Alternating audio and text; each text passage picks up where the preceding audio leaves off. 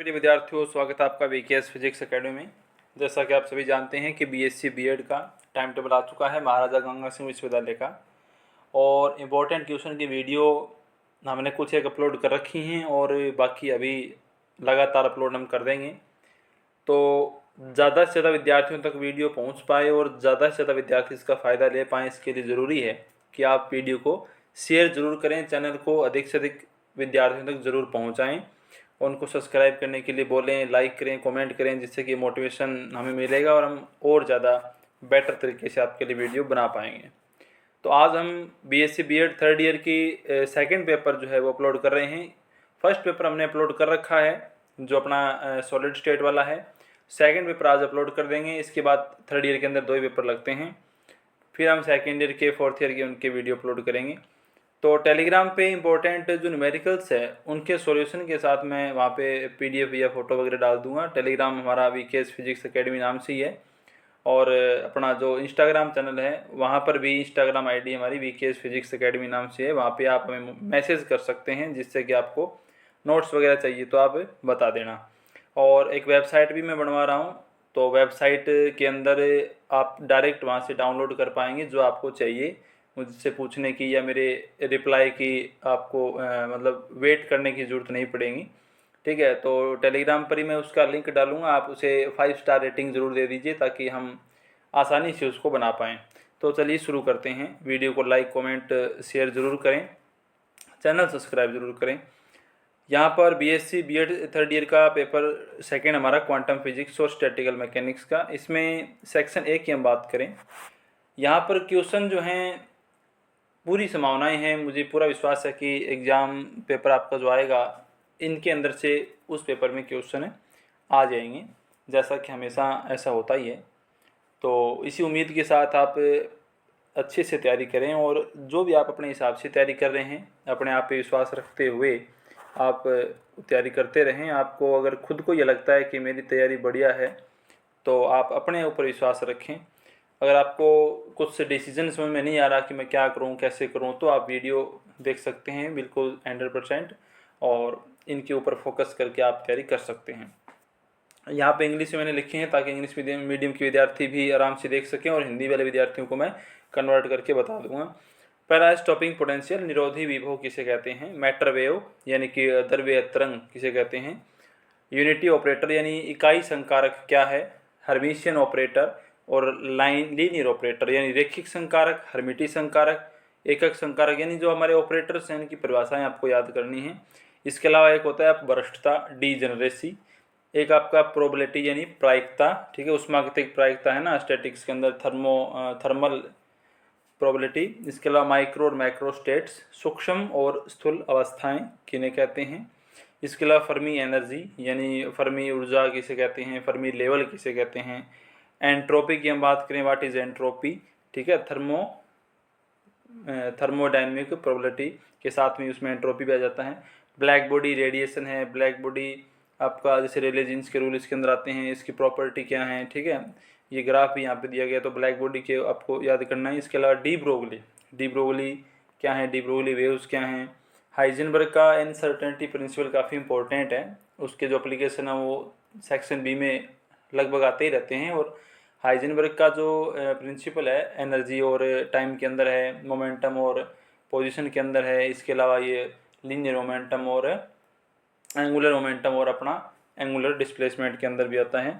0 point energy किसे कहते हैं, शून्य बिंदु ऊर्जा किसे कहते हैं। वेव फंक्शन यानी अपना जो साइन है उसके परसमानीकृत प्रतिबंध, नॉर्मलाइजेशन, उसके ऊपर बाउंड्रीज हैं, ठीक है। इसके अलावा ये अपना उसकी क्या क्या प्रॉपर्टीज़ हैं, तो वेव फंक्शन आपको बताना है। एक्सेसिबल और इनएक्सेसिबल माइक्रोस्टेट इन अधिगम्य और अनधिगम्य सूक्ष्म अवस्थाएं क्या होती हैं।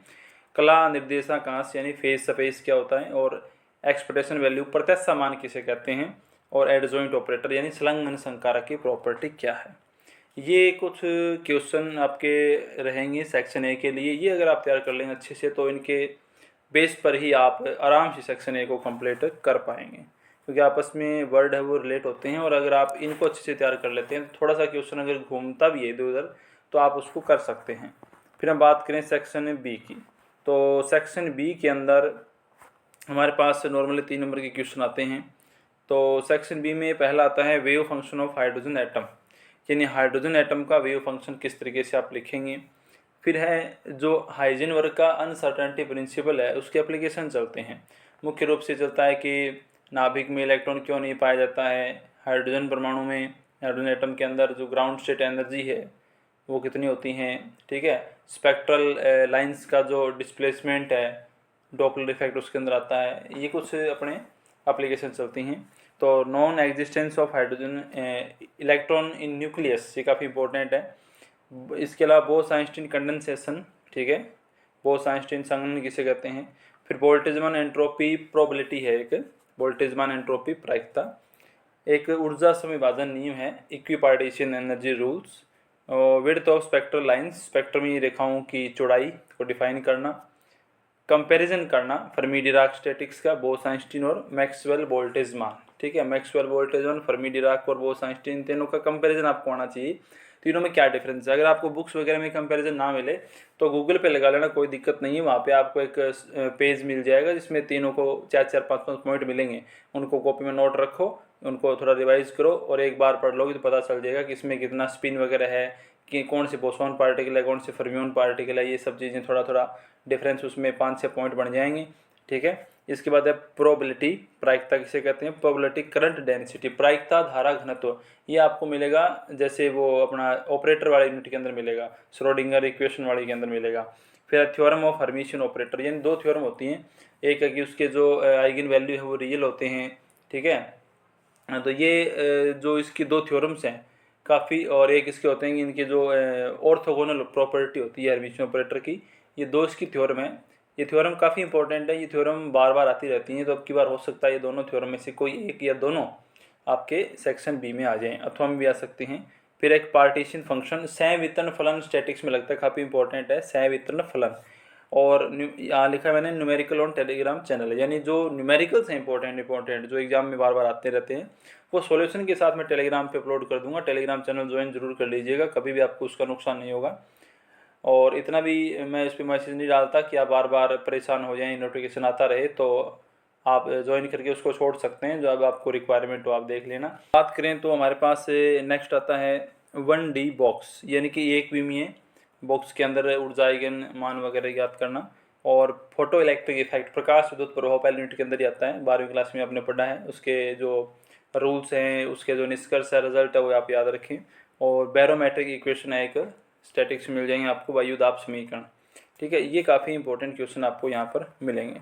फिर हम बात करें सेक्शन सी की, तो सेक्शन सी के अंदर देखा जाए तो वैसे कॉम्पटन इफेक्ट जो है वो सिलेबस में नहीं लगता हमारे बीएससी बीएड में, ये जनरल बीएससी का टॉपिक है। लेकिन पिछले पेपर के अंदर देखा गया है कि बीएससी बीएड के अंदर भी कॉम्पटन इफेक्ट का क्वेश्चन दे रहे हैं।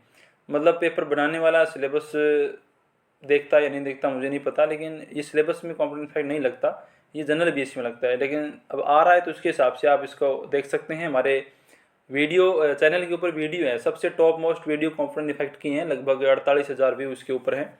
तो आप वीडियो देखें, अगर आपको टॉपिक समझ में नहीं आए तो वहाँ से आप शॉर्ट नोट्स तैयार करें और इसे तैयार कर लें। फिर ये बोस-आइंस्टीन और फर्मी डिराक जो स्टैटिक्स है उसको डिटेल से आपको तैयार करना है, उनके भी वीडियो आपको मिल जाएंगे। काफ़ी स्टार्टिंग में वीडियो उनकी डाली हुई है, तो वहाँ पर जिनके जो वितरण फलन हम ज्ञात करते हैं, ठीक है, कणों की संख्या ज्ञात करते हैं, ये हमारा रिजल्ट इसके अंदर होता है। फिर एरेनफेस्ट थ्योरम है, ठीक है, यानी एरेनफेस्ट प्रमेय है, 2 इसके पार्ट होते हैं, ये भी सेक्शन सी में आ सकता है। इसके अलावा रेक्टिलिनियर पोटेंशियल, यानी जो आयताकार विभव प्राचीर की हम बात करें, पोटेंशियल बैरियर, आयताकार विभव प्राचीर, उसके अंदर हम पढ़ते हैं परावर्तन गुणांक, पारगमन गुणांक, तो इनमें से कोई एक पार्ट आ सकता है। और प्लांक रेडिएशन लॉ, यानी आपका प्लांक का विकिरण नियम क्या है। तो ये आपका जो इम्पोर्टेंट क्वेश्चन रहेंगे पेपर 2 के लिए। उम्मीद है कि आपके एग्ज़ाम में इनमें से काफ़ी क्वेश्चन आ जाएंगे और आपके अच्छे परसेंटेज बनेंगे। तो इसी उम्मीद के साथ कि आप विद्यार्थियों तक वीडियो को शेयर करेंगे, चैनल सब्सक्राइब करेंगे और अधिक से अधिक विद्यार्थी चैनल से जोड़ेंगे।